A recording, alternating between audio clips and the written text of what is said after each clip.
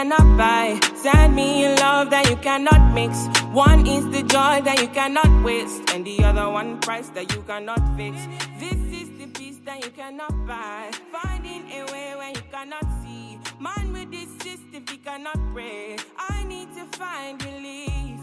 Alright, y'all, welcome back to another episode of Free Game, where the only thing that we do on this channel is what? Skibbity bop bop bop. Keep it a stack. And I'm not gonna lie to y'all, I got a special guest with me here today. Reapers of the Tomb, my friend, my brother, the boy who left me freshman year during my RA period. All of that. I got my boy Armani with me. Talk to him. Hey, what's going on, everybody? I'm Armani. Yes, sir. Shout out Chris. Love my bro. It's my dog. Gonna be successful in the future. He's successful now. Appreciate and that. He'll be somebody to look out for, as always. Thank you, brother. He's gassing me up. I appreciate that very much. There's really no gas needed for our money at all. Everybody knows that he's a wonderful, talented, creative, spontaneous, amazing individual. So, shout out him. Appreciate that. Because, I appreciate that. Oh, God. Appreciate that. No, feel Please good. You know stop. what I'm I saying? can't stand you. Feel good. That's what it is? Thank you. I appreciate that. You're welcome. Genuinely. Yeah, I mean it. I would have said it if Can I hug you on camera? Of course, if you want to. I can't stand him. All right, so y'all, today we are going to be talking about how society can shape men's emotional intelligence. And just to put that out there, me and Armani are both black men, but we don't think that black men, or I don't think, let me not speak for him, I don't think that black men are the only men who are shaped, what am I trying to say? Probably struggle with, how society shapes their emotional intelligence, or maybe just in general, getting right with that. Thank you for saying that. That's exactly what I was trying to articulate. But we're obviously going to be speaking from our experiences, our opinions, our thoughts. We have a couple of questions that we both wanted to ask each other, but overall we want it to be free flow, natural, and stuff like that. So without further ado, we're going to go ahead and jump straight into it. And in all honesty, I will let you lead us off this time with the first question, whether that's something that you wrote or something that you just want to pop off and ask. Yeah, so I guess what stemmed this conversation was thinking about topics, and one thing I've been thinking about lately is a lot about how, as a man, how you process your emotions and how you kind of release, whether it's sadness, anger, grief. And I just thought it was a very important conversation to have, because I feel like sometimes it may be hard. So my first question is, for you personally, do you feel like it's hard to be emotionally vulnerable? Do I feel like it's hard to be emotionally vulnerable? Emotionally vulnerable to who? Just in general, like expressing yourself, not holding things back, and saying what's truly on your mind, whether that is something that would be an admittance of sadness, maybe guilt, maybe, just in general. Yeah.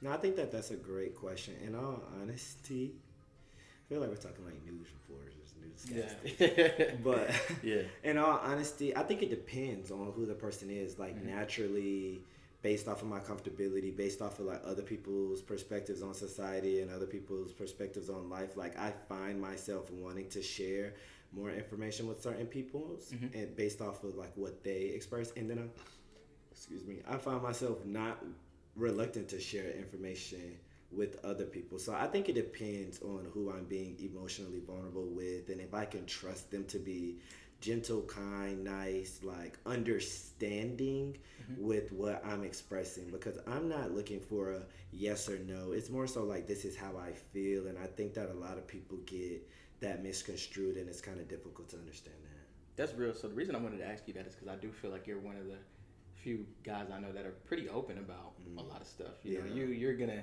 if you're gonna tell somebody a harsh truth, you're gonna be like, I hate to break it to you, but you're very honest, and that's something I really admire about you. So I appreciate that. That's what I wanted to ask. Well, I appreciate you for saying that, but in all honesty, I do think that I am opinionated, indirect when it comes down to like what people ask me and like what they want to know. But I actually think like over the past couple of years, I've been a tad bit more conscious of when I say things, because I realized that sometimes people don't ask for your opinions, and like that's honestly a huge point. Like sometimes somebody will say something or express something and they're not necessarily looking for advice or their opinion. They're just listening for someone. They're looking for someone to listen and ask follow-up questions based off of kind of like why they took the approach that they took. So like even now I find myself saying things like, hey, do you want me to like listen, or do you want some advice? Like, how can I show up for you? And people really appreciate that question nowadays. I like that. Yeah. What about you? For me personally, I feel like one thing I've had to learn about myself is that I am open, but I'm not very forthcoming with my honesty and openness. Interesting. I feel as though people have to ask me for my opinion, or ask me about how I feel something in a genuine way for me to feel comfortable enough to open. Yeah. And it's affected, I feel like relationships that I've had, and that I realize, man, you know, maybe this person's trying to get closer to me, but because I'm not as forthcoming with my emotions and my, you know, feelings and thoughts, it kind of creates a, you know, almost like a barrier that I don't even realize is there. Wow. You know, so Dang. that's personally how I feel. And I've gotten better at it, and I've recently had an experience where I reached out to somebody I felt like may have did me like a little dirt in a way, and I didn't like the way the relationship ended, and I think I just didn't handle that in a mature way, because it was easier to avoid it and not say how I felt than it was to be, hey, this is how this made me feel. Because it almost just feels like gross, right? Like for me, it feels gross to like, hey, this made me feel sad. Like, I don't like that you did that. Because I'm very much a, dang, you did that, like, just whatever. Like, I'm going to just keep it pushing. Like, all I can do is keep it moving, so. Well, do you adjust and adapt based off of keeping it pushing, though? Like, are you going to treat that person the same, or are you going to move differently but kind of, like, not tell them? I mean, I just kind of feel like it depends on what is done. If it's something that I feel like is, you know, maybe you did something and I could see how, you know, maybe they didn't mean it that way and I took it a certain way. It's easier for me to address that, because I feel like I surround myself with people that wouldn't go out their way to hurt me. But if I feel like you did something that I'm like, there's no way that was an accident. Like, that was, you know, that was very intentional, or you know that however you handled this situation was not right, and maybe you feel guilty about it, but you won't address it. And I just kind of feel like, I think I shut down. That's what it is. I shut down. I'm just like, you know what? You do me like that, it's cool. You ain't got to hear from me, you know. And while I think that's good for being able to move on to an extent, it's not positive for maintaining or building a healthier relationship. You know, leaving it where it is rather than trying to build on it or fix it. Wow. No, I just think that that's really good, or really big, and it's really interesting from my standpoint and my perspective, because I am the complete opposite. Like me, I will try to build on it, fix it, salvage it, as long as, like how you said, I don't feel like the person was being malicious or deceitful or was basically trying to stab me in the back. But even if they hurt me, like, I'll try to build on it and fix it, especially if I value the relationship, just because of how much I value, like, friendships, like relationships and friendships. But I guess hearing that perspective, I guess my question to you is like, do you not, when you shut down, or like, when you shut down, do you not miss those friendships and those relationships that you kind of like don't build on or try to like fix as a result of what happened? I think I do, obviously, initially. Yeah. But I also just kind of it's the discovery that I shut down is more like a more recent self-realization. Okay. Because I used to kind of chalk it up to like a, word, that's what it is, cool, no problem, like, and I move on. And I started reading this book. I started reading this little Bell Hooks joint, this little All About Love guy. It's good. It's pretty good. It was it kind of, no, for real, it was a really good book. And I'm still reading it, obviously, but it kind of taught me that, you know, it's so much easier to not say what's on your mind and leave stuff where it is than it is to actually address and confront the issue. And I feel like I avoid confrontation in that regard, especially if I feel like, you know, you did me wrong, or, you know, you're in the wrong, I feel like you should fix it. And while I still feel that way, it still should be my responsibility, if I feel some type of way, to address it. You know, if I care about the relationship. If you care enough about the relationship. Right, if I care enough about the relationship. Yeah, and, I see that. Know, even if I did care, I would just, you know, like I said, I'd shut down and just be like, cool, I guess we just not cool. Like, wow. And then just move on. Yeah, I mean, dang. That's how I be. But I do feel like I have hella friends, though, so it don't really never feel like... You don't... I mean, that's like I'm so cool with a lot of people that... Not that void gets filled, but it's more like, after some point, you know, time heals off. You know, whether it's a girl, whether it's, you know, it like does. A friend, you know. And that's scary too, though, to me. Mm-hmm.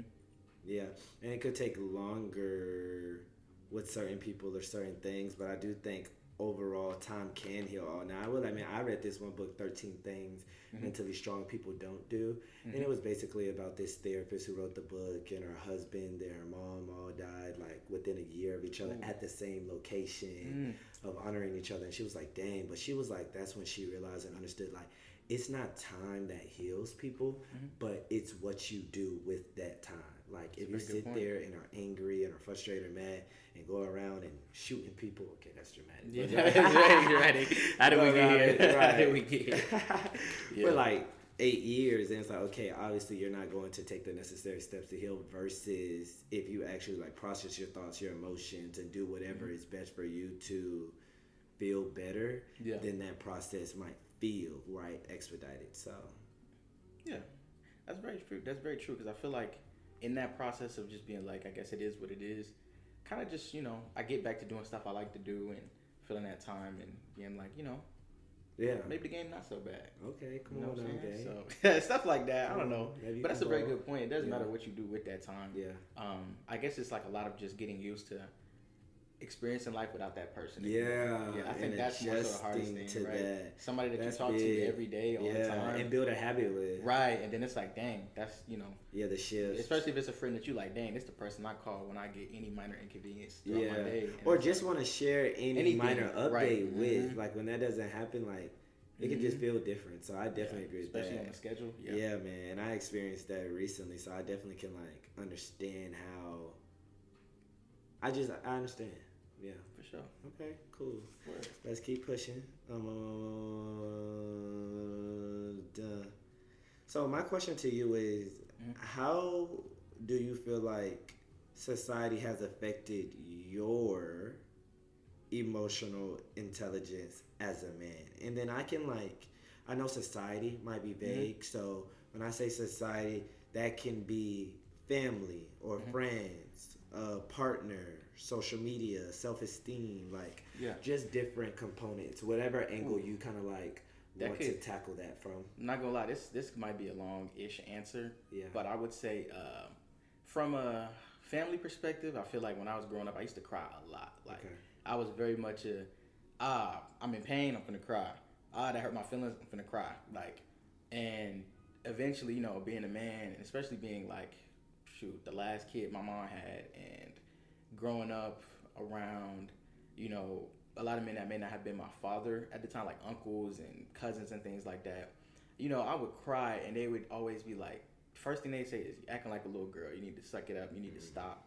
And it was kind of like, dang, I can't even cry. You know what I'm saying? I'm in pain, I hurt, you know what I'm saying? I got hurt. I remember, this is not you faking. Yeah, I remember my 5th grade teacher, I liked him a lot. That was my dog. He was one of the coolest teachers I ever had. And one thing that's always stuck with me was, we was out on a playground or something one day, and somehow, some way, I got hurt or something. Maybe I got hit in the head with a ball, or something happened. But it had to do with physical pain, and I cried. And he was like, "Yo, Armani, you gotta calm down. You gotta relax. You crying like a little girl. You gotta, suck that up." And I'm like, I'm hurting, I'm in pain, And it always kind of stuck with me. And I feel like slowly throughout life, getting told, stop crying, be a man, be a big boy. It kind of made me compartmentalize all that stuff. I don't really cry like that. When I do cry, it's always multiple things over the course of years. And one thing that builds up. Damn.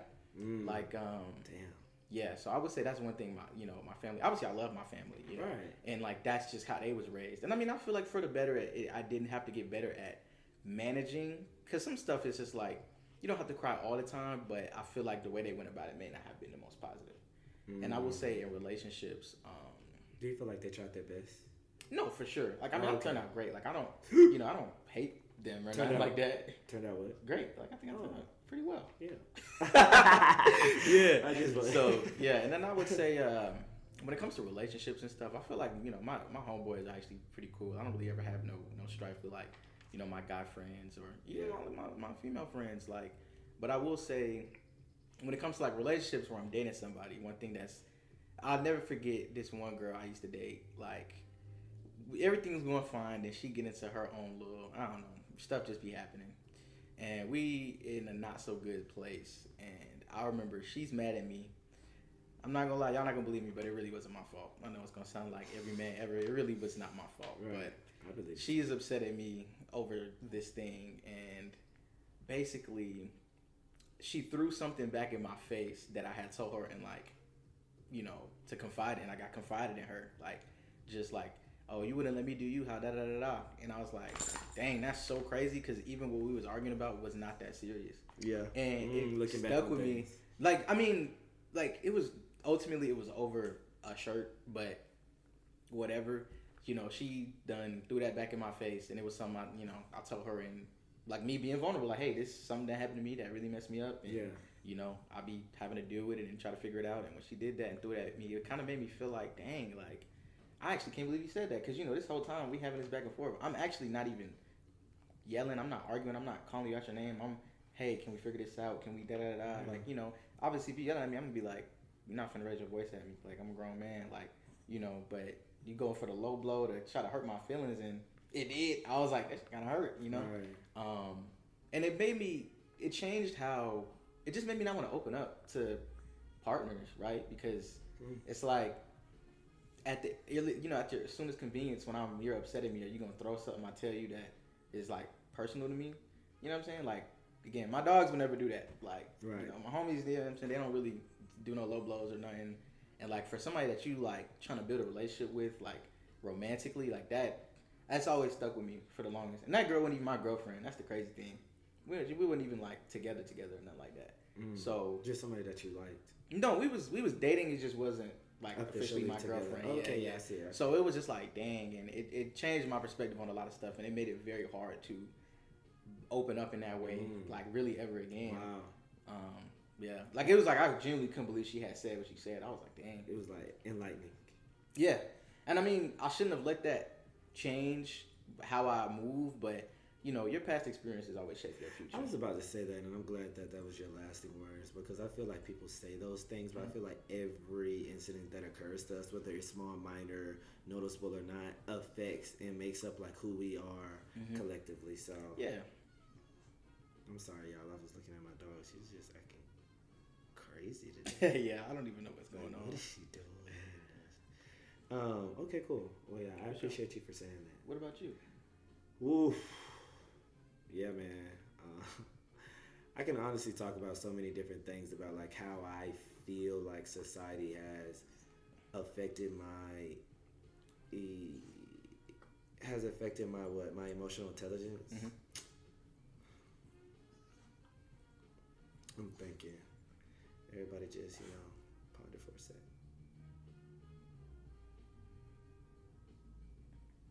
I just think that as I was getting older, so like middle school and high school, I think that it made me very insecure about who I was or who I am as a person, and it might have taken me a little bit longer to figure that out from an emotional standpoint or a masculine standpoint, because I grew up with my mom and I grew up with my sister in the household. I didn't really grow up with my father in the household, even though we communicated. So just naturally, there were a lot of things that I did not get from like my dad or like a masculinity standpoint that I wish I did, but the truth is I didn't. And I don't think that my mom or my sister, I'm not going to say it was their necessity, but I don't think my mom or my sister ever really talked to me and was like, hey, Chris, like, this is, like, if you experience this or if people say this about you, it could come from this, but don't let people be the narrator of your own story, or don't let people's thoughts, comments, reactions get to you for who you are. So I think I was, and like how you said even in the beginning, I think I was naturally no Megan. Y'all, my dog is trying to get on the couch right now, and I'm trying to tell her no, Megan, get down. She's not listening. Get down. Sorry for the delay. Commercial break. I think I was naturally expressive because, like, most women are. Right. So I think that I picked up that habit and that adaptation, and I think I just carried that on subconsciously, not really thinking about it, like expressing myself, expressing my opinion, how I feel, my emotions. But I think when it transferred into society outside of my household, it brought me a lot of challenges and frustrations because people would be like, oh, are you gay? Or like, Why are you so feminine? Or like, just the way that I move necessity, and like the words the young kids be using nowadays is, what is it? Sassy. Yes. Used to be, yeah. Sassy. And it really just made me question a lot of things about myself that I wish I didn't growing up, but I did because like I was getting these questions and I really felt embarrassed to go and talk to my mom and my sister about these, but I didn't know how to channel that level of energy. And I think that affected my emotional intelligence and just my balance because I was just unsure and unaware. And the reason why I'm so like expressive and transparent and vulnerable about things like that now versus not even wanting to whisper at people about it is because I know for a fact, I don't know where, but I know for a fact that somebody is going through a similar situation or having similar thoughts that are coming to their brain and their mind. And I hope that one day that they're able to listen to this podcast or just have like resources out in the world where people can be like, this is why this occurs, or like have confidence in yourself. No, for sure. Yeah. That's real. So that was long-winded, but no, it's really valid, man. You know? I appreciate it. No, for real. Like I feel like to your notion about being expressive is just seen as like feminine. It's like really strange because it's almost like when you ask, and this is probably going on another tangent, but it's a side note about emotional availability, I feel like, or intelligence rather. Yeah. It almost feels like, can I curse on here? Sure. So no, I will say, like, for me personally, when I feel like express yourself, black man. Hell no. when I try to express myself, or a lot of times growing up, when I would try to say something bothers me, it almost just came off like I was like bitching, like, and like that's not the case. I should just be able to say, hey, I don't like that happened. That bothered me. But I feel like just the way things are often framed and how you grow up, and like you just want to not necessarily be agreeable. It just kind of feels like, even watching like my my dad and my biological father, like growing up, they never really ever put up a fight. It don't feel like they never expressed nothing. Yeah. You know, I asked my dad, hey dad, how was your day? He'll be like, it was uneventful. Just every day, uneventful. I didn't do nothing. And consistent, with that. Very consistent. It's like he don't really open up, and maybe I haven't done a good enough job to reflect that and try to open up myself. But seeing him not really put up a fight, my mom like arguing about whatever, being upset about whatever. I don't really ever see him be like, well, this is how this made me feel. He just kind of nod his head and be like, yep. And I feel like it's just easy to just be like, you know what, it's okay. I know what it is, or you just want to avoid the argument. You know what I'm saying? But you put your own emotional, well-being at risk when you just go with the flow. Yeah. And I feel like that's what I picked up on a lot too. Is just go with the flow. You know what I'm saying? Like, and I feel like sometimes you might just say what's on your mind, and if it's not well receptive, then you're gonna feel like it's no point. But which will lead me to my next question is, who is it easiest for you to be emotionally like vulnerable with? Like on this earth? Yeah. Like, can I say God, or should I say God and someone? I mean, you can, whatever you feel like. I'm gonna say two. So first, I'm gonna say God. My relationship with God, it was good growing up, like elementary, middle school. Like, fun fact, I grew up as a Jehovah's Witness, which is a whole nother like. I did not know that. I know. I grew up as a Jehovah's Witness all the way up to high school. So I didn't celebrate holidays. We had very like strict beliefs. I used to speak in front of like the congregation, the Kingdom Halls, but that's a whole nother story. But I kind of lost my faith in college, and then a lot of hardships was happening, so I got my faith back and plan on keeping my faith. So God, most definitely, just because I give him everything, I'm extremely vulnerable, and I don't leave it like on my heart or on my mind, and I think it's really good for like my peace of mind, my well-being, my health. So I would say that first. But in terms of somebody actually here, like a person on this earth, I would probably say my mom, to be honest. I would probably say my mom, just because we have a very strong, transparent, and vulnerable relationship. We talk about, almost everything, to be honest, like, right? Not in details and intricacies of every little thing, but like very high level categorical points. Like, we talk about a lot because I think we have very similar structures of life and like how things happen. So things that affect me emotionally, she provides a lot of intellectual wise perspectives of how things have, just her point of view, or like how similar things have affected her from like so I'd probably say my mom, to be honest. And I feel really good about expressing things to her. I will be honest, sometimes I do think that she has, like, for lack of better words, an old school like perspective, or like in some situations she's very much like, oh, just do this, do that, and I have to like remind her, like, Mom, it's not how that goes, right? Yeah, This not is the not same. the focus. Like, this is what I'm trying to get you to understand. But I have no problem doing that, because I know that deep down in the bottom of her heart, like, whatever it is I'm conversing about, she cares, and she wants to understand, even if she doesn't. Right. Yeah. That's valid.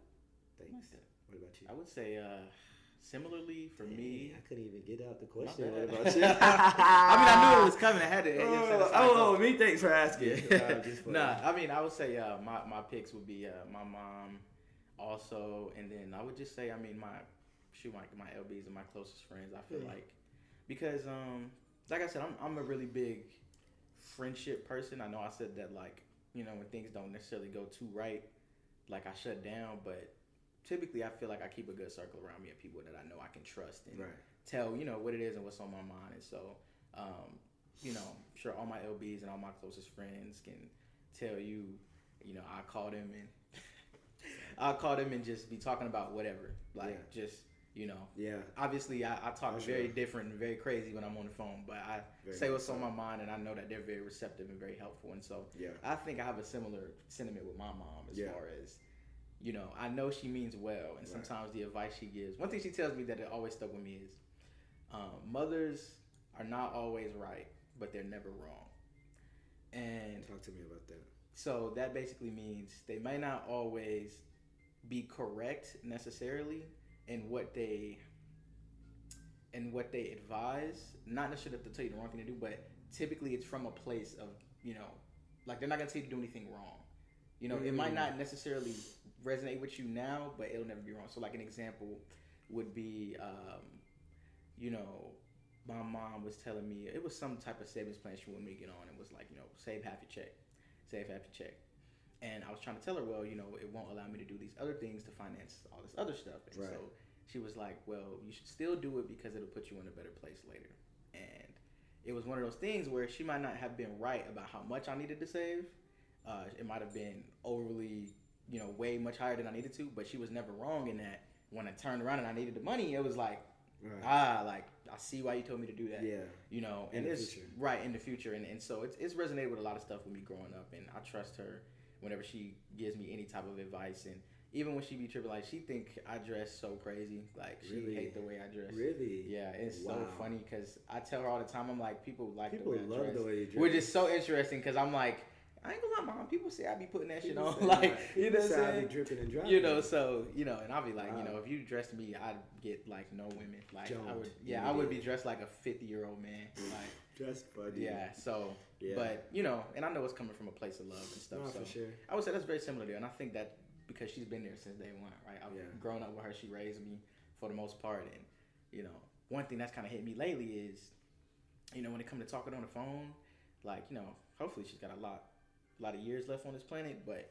I had this thought where I was like, man, if there's anybody that'll call me multiple times a week, it's my mom. It's your mom. And check in. And check in. And, you know, even when I'm like, God dang, like, you know, I don't feel like answering the phone. Yeah. I'm like, let me call her back. Because, you know, I love my mom, obviously. And, you know, I just want her to know that I care. Well, tell her. I tell her that all the time. I got into a habit of calling her and just be like, I didn't want nothing. I just want to say I love you. That's real, though. And she be eating that up. Like, not that I'm not doing it in a genuine fashion, but, you know, that make her day. No, that's good. So my mom just did that to me today. She was like, well, I didn't want nothing. I was just checking in. It go a long way. You be like, damn. All right, nah. I just might call you that. I stupid. I just might. Yeah. Okay, cool. Well, I love that. I know you touched on advice a little bit in that, and like her just giving her advice or her wanting the best, even though it might not come off the best. But I guess my question to you was kind of like, tying back into the topic, how society can affect men's emotional intelligence. Like, what resources do you have, or what resources do you think could be good for men who are negatively or challenged by this field? Oh, for one, so I haven't been able to do it yet, but I've heard a lot of great things about therapy. But one thing I can say I've done personally that's helped is like reading reading up on things and getting a better understanding of society and how that affects how you grow up and challenging a lot of social norms. I feel like that's what's kind of helped me. I don't think I'm a very traditional person. Like, I feel like a lot of opinions I have on things are very, against the grain to an extent. Like, not right wing or nothing. Like, I ain't a Republican, but I'm very much like, I don't know if that has to be that way. Right. And that's kind of helped me break that mold of masculinity that is kind of like forced on you, because I feel as though if you don't have the knowledge to equip yourself with that intelligence, you'll never get out of it, right? If you're stuck in your ways and you just kind of feel like this is how things should be because this is how I was raised, right? And you don't open yourself or up this to is just who I am, right? You'll never be able to open yourself up one. to those resources, and I agree. I think sometimes with therapy, it can be a little dangerous in that you feel attacked because, your therapist might read you. They might tell you something crazy. Like, they might just tell you about yourself and you might not be ready to hear that. And so that's why personally I started reading first so I can start getting a better understanding of things and, challenge that emotional intelligence and say, why do I feel like this way? And why do I react this way to these things? Yeah. And because everything is stitched from something for sure. But if there's anything you could do at a bare minimum, I would absolutely confide in like your closest like female friend. Absolutely. I mean, even your guy friend, like whoever you feel like has always been there and that you can have any conversation about anything with. If it's hard for you to open up, literally just take that first step and tell them something that's uncomfortable. Yeah. And see what happens. Right. And so last tidbit I'm going to throw on this is one thing I think is really funny I look back at in high school was I got so used to not truly caring how people feel when I ask, how are you doing? Yeah. Because the general response is, oh, I'm fine. Everything's good. Yeah. And the whole time people are like, eternal turmoil. Yeah. Like, I remember I was dating eternal turmoil. Like, they're literally crazy. They're down bad. So, I was dating this one girl in high school, and I remember I asked her, it's going to get a little dark. I asked her, hey, how was your day? Every time I've asked that, she said, it was fine. Yeah. It was good. Yeah. One day she said, terrible. My dad got arrested for beating my sister. And I literally was looking at my phone like, I didn't know what to say, right? Like, I'm so used to you saying everything's okay that, like, I don't even know how to comfort you, Shocked right? You. Right? Because, I mean, right now we're talking about emotional intelligence from your perspective amongst yourself, but showing that amongst others and knowing what to ask and seeing how they would feel, I was like, wow, that was really loaded. I was like, I literally didn't respond for like an hour, some change. With the rare receipts on, it was on like kick. So it was like, I didn't respond for like a minute because I dead ass didn't know what to say. I was like, I don't even remember what I ended up saying to her. But it was, after that, it was never the same because I was so unsure what to say. I didn't know what to do when confronted with a negative answer. And so now I got into a habit of, at least when I was in college, I got into a habit of saying, hey, how are you doing? Even if it's somebody I don't know that well, and they'll probably say, no, I'm doing fine. And that second question of, but are you really? It goes such a long way. I've had so much more fruitful conversation with people just by that extra push of, but are you really? Same. Because sometimes they really are begging for help, and they want somebody who genuinely cares. Yeah. Right. Because I've heard, I agree with that completely. Because I think we even talked about it earlier, like when the lights were off, and we were saying like,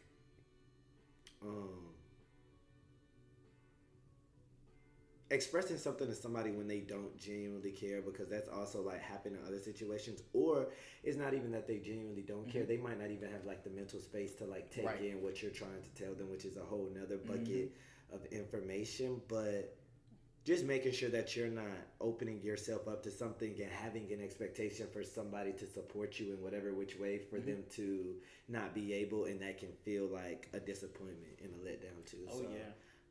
For sure. Yeah, no, I think that is extremely important, and I do agree that it goes a long way. Like sometimes even I was in college, at UGA, we went to a big school, so it was really big on the walking past guy. Hey, how you doing? Oh, I'm good. Like, you saying I'm good before I even finish looking at your face. But I know. But when I would used to have the time, sometimes I used to be like, are you actually good, or are you just saying that because like that's like a society thing?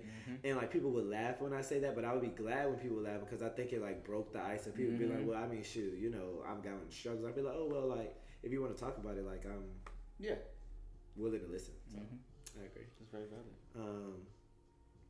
Well, thanks for asking me about my resources. What's some resources that you have?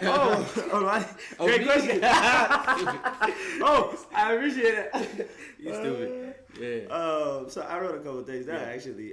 Some of my resources, again, I said God, but I know everybody is not, religious or spiritual. So if that's not necessarily something that you resonate with, or you tried or you've done that, and you don't feel like that's best for you, then I think that that's 100% fine, because I think that everybody cultivates and shapes their lives during like their season. But I'm just telling y'all, like, and telling you what works or what worked or what I would suggest trying. So God is definitely my first one. The second one is therapy. So I'm glad you brought that up. I actually tried therapy this year, to be honest, because again, I was going through some challenges, and it has been so enlightening because you talk to somebody who is non-biased, and I could really go on a tangent about therapy, to be honest, but you talk to somebody who is non-biased, somebody who is not going to sway one way or the other. Right. And I feel like you don't overload your closest friends or your closest family or your closest relationships with information that they might not know how to help you with, equip you with, and are burdened with and feel bad with. But it's just so important and necessary to like make sure you're maintaining that balance. And they are certified and professionals in the field. Like, they have done hours. So I've done it for a couple of months. It's honestly been great. I literally talked to her. She is amazing. She challenges my thought process, my mind. They ask you at the very beginning, like, what do you want out of this? Do you just need to vent? Do you want advice? Do you want somebody who challenges your mindset? Like, do we want all three things, but like in different phases?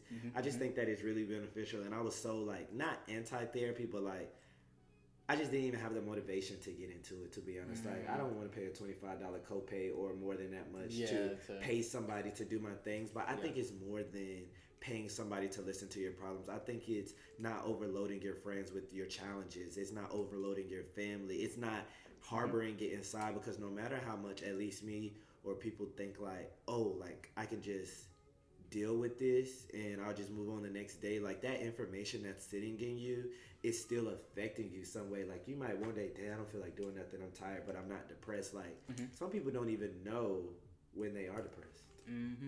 So I would say therapy as a resource. And then the third one, I will admit, I did say close friends / loved ones though. Like, I do think that there are those people who are willing to like stick by you in the fire, for lack of better words, and genuinely want to see your growth and support, and supporting the way that they know how. So just using your discernment and determining what you think or who you think might be a good person for that. And that can be hard, because I also think that can test a friendship or relationship, because somebody who you think might be that person you can give that information to, might not, and then you're gonna be hurt, and then so that's what I end up saying that.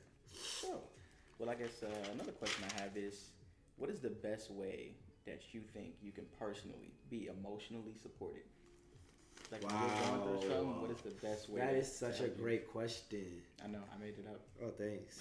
I'm gonna time mark that actually.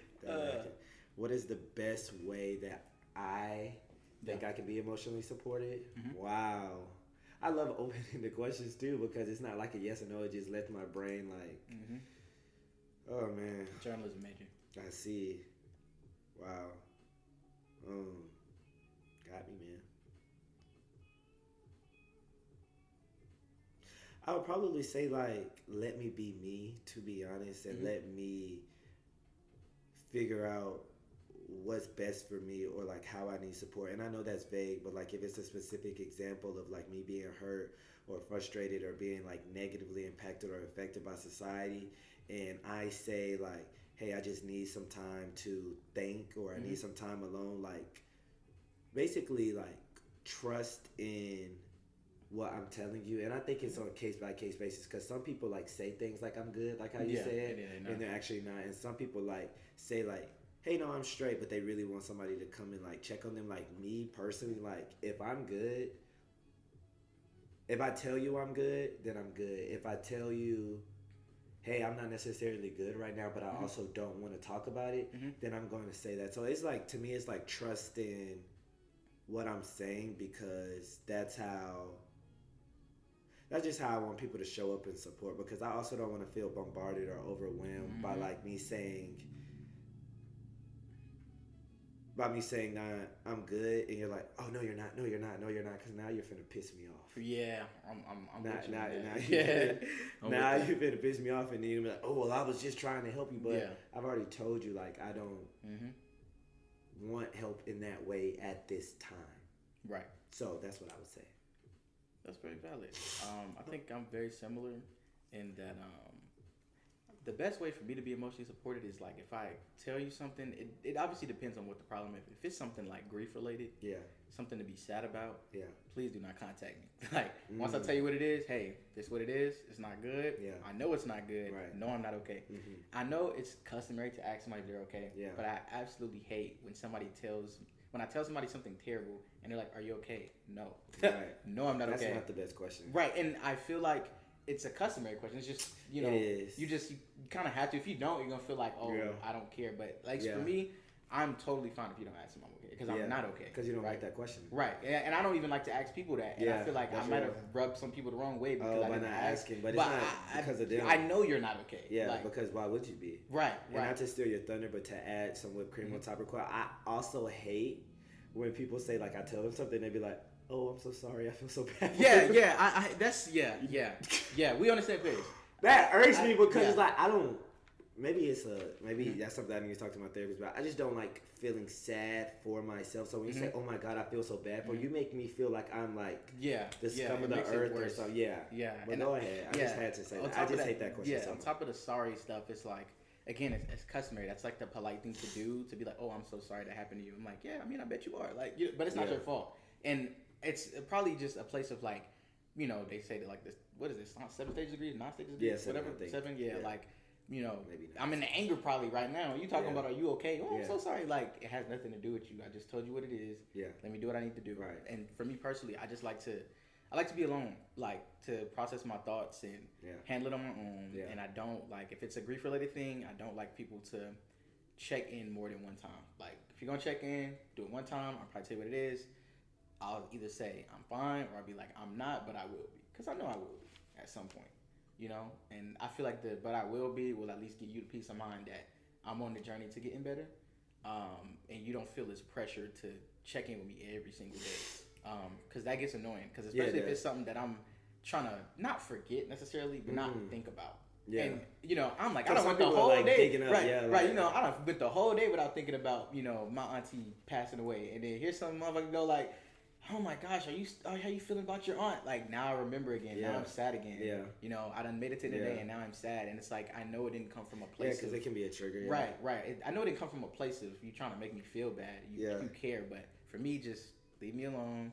Like, I'll come back and chop it up with you when I'm ready to chop it up. Totally cool. If it's something goal-related, where I'm struggling to reach a goal, please bother me. Please be like, Armani, did you eat whatever today? Yeah, you know what I'm saying? If did you go to the gym today? That bothered me. Now I love that one. Okay. Please bother me if it's something that slap me. Guys, yeah, please. Come on now. I'm trying to get to that level. Yeah. Come on. I'll say that, and that's real. I think that's pretty much for me how I like to be supported. If it's sad, leave me alone. If it's something more encouraging or goal related, please bother me. Keep me on my A game. I love that. All that good stuff. So random thought. Yeah. This one girl, I was gonna take her out one time. Right. And she was like, "Oh, I can't. I have therapy at that time." And so, me being an idiot, my response was, "No, you didn't. Are you okay?"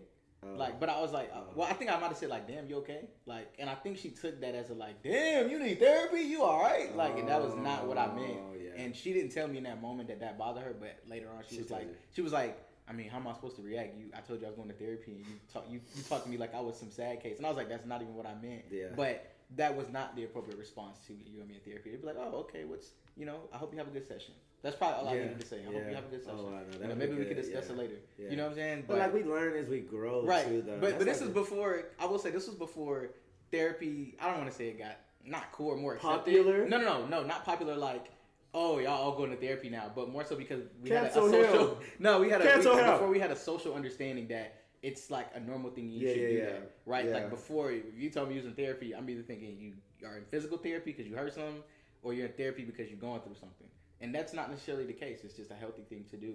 And I mean, my first thought was, oh, she's in therapy because she needs help with something or she's going through something. And that might not have been the case. And I see why she took that the wrong way. So, We live and we grow. That was like 4 years ago, 4 or 5 years ago. And I think that it's great that you're even able to talk about that now, like say that case, because in all honesty, like now maybe I would be able to like formulate it, but now thinking like if somebody would have been like, oh, like I'm going to like a therapy session, like somebody might who's never been to therapy, like they might not know what to say or like how to respond.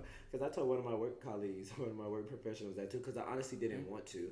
I didn't tell them what I was going to therapy for, but I also think to a certain degree it's good being vulnerable and transparent on certain things, whether that's you like Greek life, or that's crazy, or therapy. But basically, like my work schedule is very rigorous, and the reason why I say that is because like every Monday I do my session, but I'm like, hey, I have my therapy call, and I think people like might not know context of certain things, but they have enough context and sensibility to know like, okay, regardless of if it's a client meeting or internal meeting or this, that, and the third, that we kind of shouldn't bother Chris at this time, like that's his protected time, unless the world is truly burning down. We need you here, right? Or we're not going to be able to me do being anything. an analyst. Yeah, should never happen.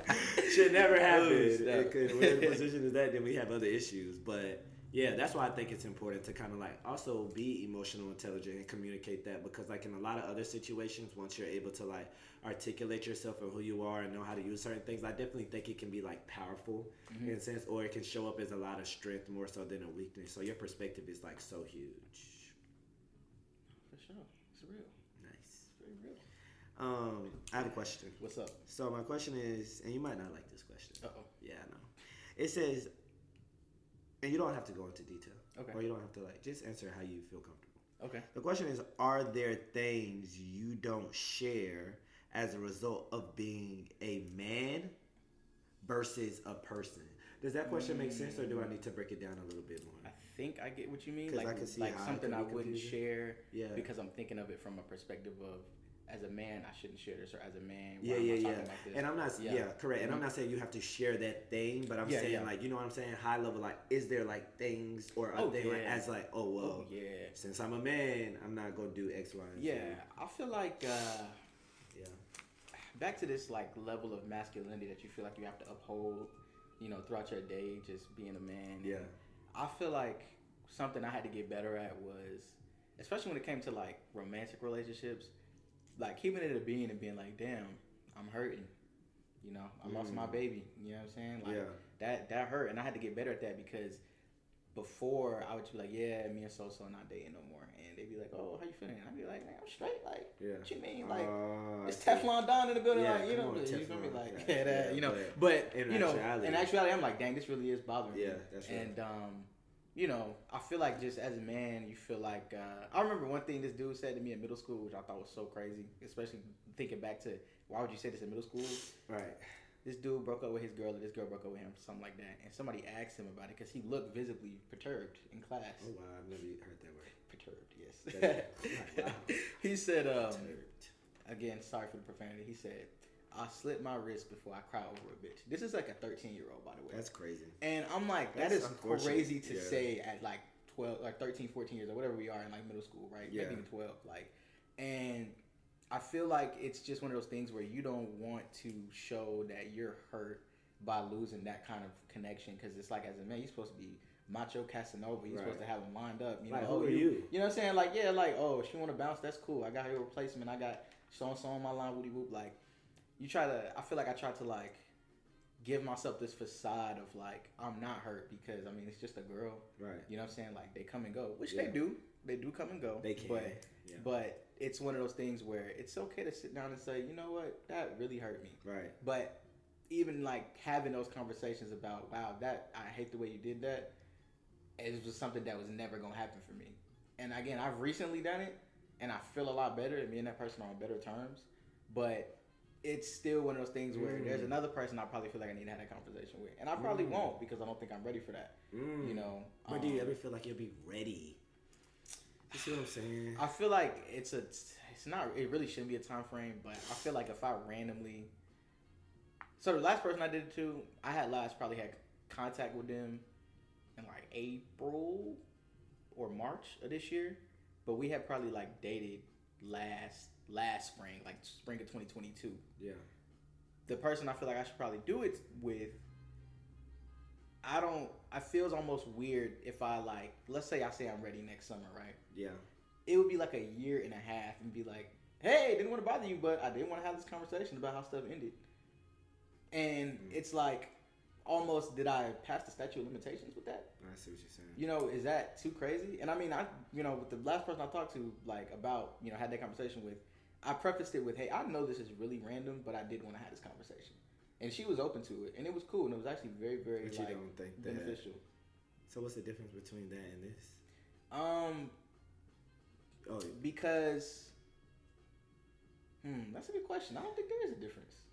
You got patterns and things you do, and maybe I'm just not ready. Maybe I don't feel comfortable doing that, and I feel like it would have to require me to accept that I handled it wrong in a certain way. Wow. Because like I said, I shut down. Like, you do something weird, like, I shut down. Yeah. And I get better at it. I've gotten better at it, rather. Yeah. And it's also one of those things where I feel like, because you were the reason that it went wrong, I almost feel like begging. You know that little meme with the ant in the knapsack? I know what you mean. Like, he looked just like, spare change. Like, he just looked poor. Like, I feel like that's how it feels to, like, be the one on the bad end of something going wrong. It does. And you still reach out to try to fix it. Like, especially multiple times or consecutive over and over. Right. I've been on both ends. More recently, the bad end and it was like the first time. And I hate it. Hey, getting used to it, yeah. Oh, listen, I said getting used to it. Hey. No, but you're right. Yeah, I done got used to it. You know what I'm saying?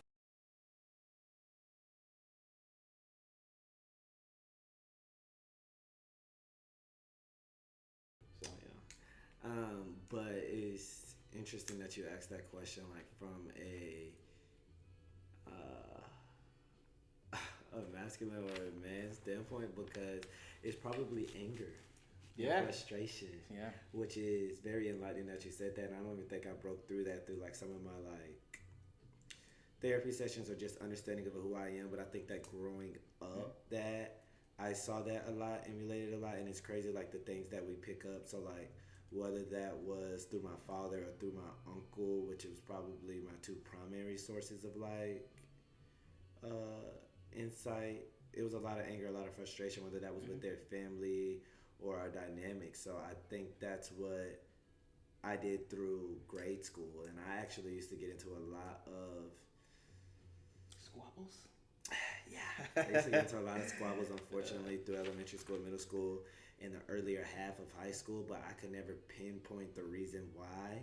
And it's not like, oh, I see him do this, so now I want to do this. But I think like when you're only exposed to a certain level, or you're only exposed to so many different emotions, like your brain assesses and picks from one of those. And I think that my default was anger and frustration a lot of the times, which is pretty unfortunate to say, but I think that's the case. Can I piggyback off something you said earlier about how you felt like when you were being expressive, people would take that as like feminine, right? But it seems as though when you exhibit anger, it's like, oh, everybody listen, like, you know, like everybody listen, or like I feel like I got more attention during that time period, or more like presence, more awareness. Yeah, you're right. And it might not even be in the way that I wanted it to be, but it was still Dang, that was a great question. I figured that's how you probably answer. Really? Yeah, not because of you specifically. I just know that's a sentiment that a lot of like men share. Yeah. Like, because I started thinking, and I was like, I've only ever seen my dad cry. My dad and my biological father, I've seen them both cry once each. Yeah. My dad, when his mother passed away at the funeral, and my biological father, when he was basically trying to tell me how he wished he could do more. And it was one of those built up cries. Like one of those, I could tell he ain't cried in a minute. Like, and just growing up, like, they're very, I mean, my dad is he's a really goofy, silly guy. Yeah. I've seen him express, like, a form of happiness. Yeah. But like I said, sometimes you'd be like, how was your day? And he's just like, uneventful. Nothing happened. Yeah, very bland. It's very, very just, feels like he's going through the motions a lot. Yeah. And my biological father, he's just a naturally very boring person. Like, that's crazy. When I make him laugh, like it just feels unnatural. Like that he's having a good time on the phone. It don't look like he has fun doing anything. Really? Dang. And it's like so interesting to me because I feel like I didn't really have, I guess, a good example of like how to manage emotions as a man growing up. Yeah. Because I've only ever seen no emotion or really anger, low key, right? Like, and even not anger, it's like that those 2 times where they're sad, but it's like it took something catastrophic almost, or like a lot of build up for it to happen. Yeah. And it's like, yeah, you know, you're gonna probably replicate whatever, especially as a guy growing up, whatever male figure is closest to you, you're gonna try to emulate that if you like them. Well, even if you're scared of them, you know what I'm saying? I know a lot of dudes who they don't want to admit it, but they scared of their dad. Yeah. And they grew up and be just like them. Yeah. You know, because that's all they know. And, you know, it's about breaking that cycle in them generational curses. You know? I agree. Because I bet their dads was probably yeah only angry or nothing, because it's like all I need to do is provide, do some work. Yeah. You know. Yeah.